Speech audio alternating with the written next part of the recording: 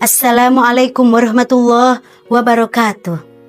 Hamdan wa syukron lillah, wassalatu wassalamu ala rasulillah wa ala alihi wa ashabihi wa mawala, amma ba'd.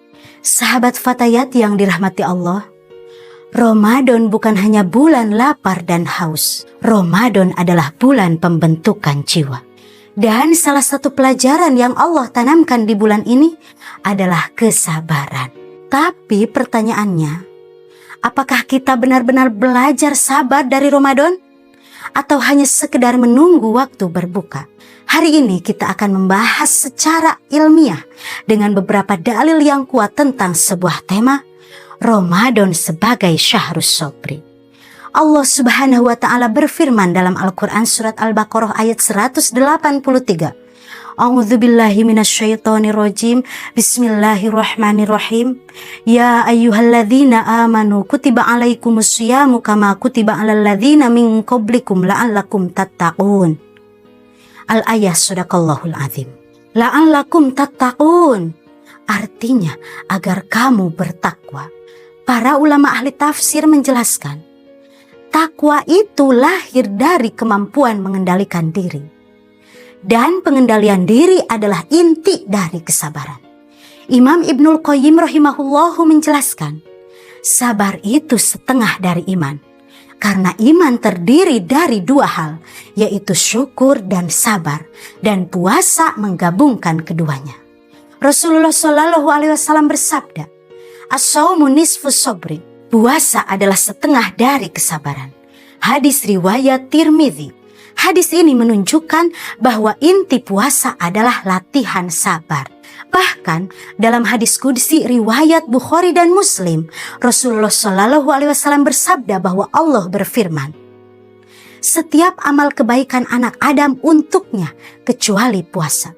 Puasa itu untukku dan aku sendiri yang akan membalasnya. Timbul sebuah pertanyaan. Mengapa puasa begitu istimewa? Karena sabar dalam puasa tidak terlihat oleh manusia. Orang bisa terlihat sholat, orang bisa terlihat bersedekah, tapi puasa hanya Allah yang tahu. Itulah keikhlasan. Dan keikhlasan membutuhkan kesabaran. Para ulama mengatakan bahwa sabar ada 3 macam. Yang pertama, sabar dalam mentaati perintah Allah.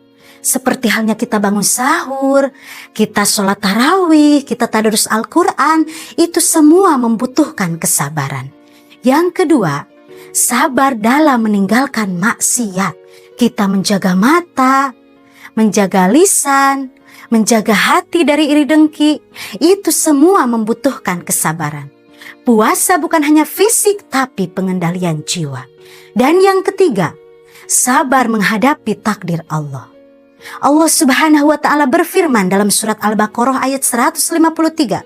A'udzubillahi minasyaitonirrajim. Bismillahirrahmanirrahim. Innallaha ma'as-sabirin. Sesungguhnya Allah bersama orang-orang yang sabar. Ma'iyah khusus, kebersamaan khusus dari Allah, bukan sekedar melihat, tapi membersamai, menjaga, menolong. Saudaraku, tidak semua orang masuk Ramadan dengan hati yang tenang. Ada yang sedang terlilit hutang, ada yang diuji penyakit, ada yang rumah tangganya retak, dan ada yang hatinya lelah. Dan Allah tetap berkata, sesungguhnya orang-orang yang sabar akan diberi pahala tanpa batas. Quran surat Az-Zumar ayat 10. Tanpa batas. Bayangkan, setiap rasa lapar yang kita tahan, setiap amarah yang kita redam, setiap keluhan yang kita pendam, Allah melihatnya. Allah semua tahu dan tidak ada yang sia-sia. Karena Ramadan datang bukan untuk menyiksa kita, tapi untuk menguatkan kita. Kalau setelah Ramadan kita masih mudah marah, masih ringan berbuat dosa, masih sulit menahan lisan, maka kita belum benar-benar belajar sabar dari Ramadan. Ramadan ibarat madrasah dan sabar adalah kurikulumnya. Maka jangan hanya puasanya yang kita jalankan, tapi jagalah juga jiwa kita. Ya Allah, ajarkan kami sabar dalam mentaati perintah-Mu. Ajarkan kami sabar dalam meninggalkan maksiat-Mu. Ajarkan kami sabar dalam menghadapi takdir-Mu. Dan jadikanlah Ramadan ini titik perubahan hidup kami. Amin ya Allah ya Rabbal Alamin. Sahabat dimanapun Anda berada, sekian yang bisa saya sampaikan. Semoga ada manfaatnya dan mohon maaf bila ada kekurangan.